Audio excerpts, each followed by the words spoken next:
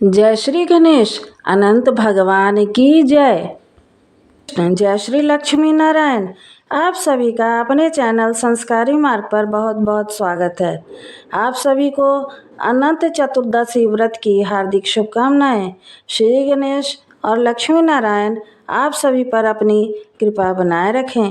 यदि आप चैनल पर नए हैं तो कृपया हमारे चैनल को सब्सक्राइब करके बेल आइकन ज़रूर प्रेस कर दें ताकि आगे आने वाले वीडियो की जानकारी आपको समय से पूर्व मिल जाए। कथा पसंद आए तो कमेंट में जय श्री लक्ष्मी नारायण अवश्य लिखें। श्री अनंत भगवान की जय। हर साल भाद्रपद माह के शुक्ल पक्ष में अनंत चतुर्दशी मनाया जाता है। तो चलिए सुनते हैं अनंत भगवान की कथा। एक बार महाराज युधिष्ठिर ने राजसूय यज्ञ किया। उस समय यज्ञ मंडप का निर्माण सुंदर तो था ही, अद्भुत भी था। वह यज्ञ मंडप इतना मनोरम था कि जल थल भिन्नता प्रतीत नहीं होती थी। जल में स्थल तथा स्थल में जल की भांति प्रतीत होती थी। बहुत सावधानी करने पर भी बहुत से व्यक्ति उस अद्भुत मंडप में धोखा खा चुके थे।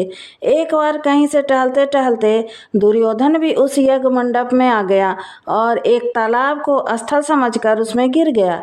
द्रौपदी ने यह देखकर अंधों की संतान अंधी कहकर उनका उपहास उड़ाया।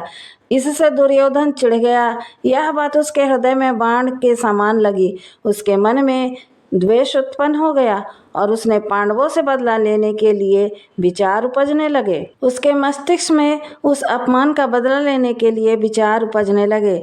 उसने बदला लेने के लिए पांडवों को दूध कीड़ा में हराकर उस अपमान का बदला लेने की सोची। उसने पांडवों को जुए में पराजित कर दिया। पराजित होने पर प्रतिज्ञा अनुसार पांडवों को 12 वर्ष के लिए वनवास भोगना पड़ा। वन में रहते हुए पांडव अनेक कष्ट सहते रहे। एक दिन भगवान कृष्ण जब मिलने आए तो युधिष्ठिर ने उनसे अपना दुख कहा और दुख दूर करने का उपाय पूछा। तब श्री कृष्ण ने कहा, हे युधिष्ठिर, तुम विधि पूर्वक अनंत भगवान का व्रत करो। इससे तुम्हारा सारा संकट दूर हो जाएगा और तुम्हारा खोया हुआ राज पुनः प्राप्त हो जाएगा। इस संदर्भ में श्री कृष्ण ने उन्हें एक कथा सुनाई। प्राचीन काल में सुमंत नाम का एक नेक तपस्वी ब्राह्मण था। उसकी पत्नी का नाम दीक्षा था। उसकी एक परम सुंदरी, धर्मपरायण और ज्योतिर्मय कन्या थी जिसका नाम सुशीला था। सुशीला जब बड़ी हुई तो उसकी माता दीक्षा की मृत्यु हो गई। पत्नी के मरने के बाद सुमंत ने कर्कशा नाम की स्त्री के साथ दूसरा विवाह कर लिया। सुशीला का विवाह ब्राह्मण सुमंत ने कौंडिल्य ऋषि के साथ कर दिया। विदाई में कुछ देने की बात पर कर्कशा ने दामाद को कुछ ईंटें और पत्थरों के टुकड़े बांध दिए। कौंडिल्य ऋषि दुखी हो अपनी पत्नी को लेकर अपने आश्रम की ओर चल दिए, परंतु रास्ते में ही रात हो गई। वे नदी के तट पर संध्या करने लगे। सुशीला ने देखा वहाँ बहुत सी स्त्रियां सुंदर वस्त्र धारण कर किसी देवता की पूजा कर रही थी। सुशीला के पूछने पर उन्होंने विधि पूर्वक अनंत व्रत की महत्ता बताई। सुशीला ने वहीं उस व्रत का अनुष्ठान किया और 14 गांठों वाला डोरा हाथ में बांधकर ऋषि कौंडिल्य के पास आ गई। कौंडिल्य ने सुशीला से डोरे के बारे में पूछा तो उसने सारी बात बता दी।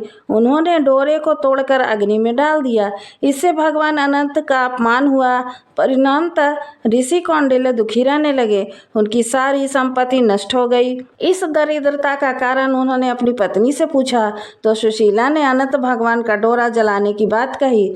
पश्चाताप करते हुए ऋषि कौंडिल्य ने अनंत डोरे की प्राप्ति के लिए वन में चले गए। वन में कई दिनों तक भटकने के बाद निराश होकर एक दिन भूमि पर गिर पड़े। तब अनंत भगवान प्रकट होकर बोले, हे कौंडिल्य, तुमने मेरा तिरस्कार किया था, उसी से तुम्हें इतना कष्ट भोगना पड़ा।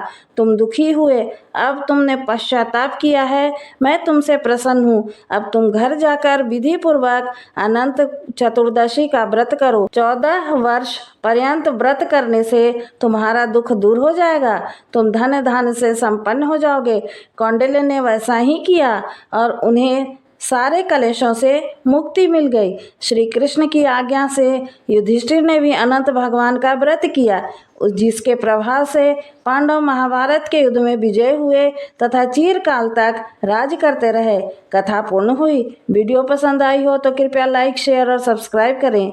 साथ ही बेल आइकन भी दबा दें ताकि आगे आने वाले वीडियो की जानकारी आपको समय से पूर्व मिल जाए। जय श्री नारायण।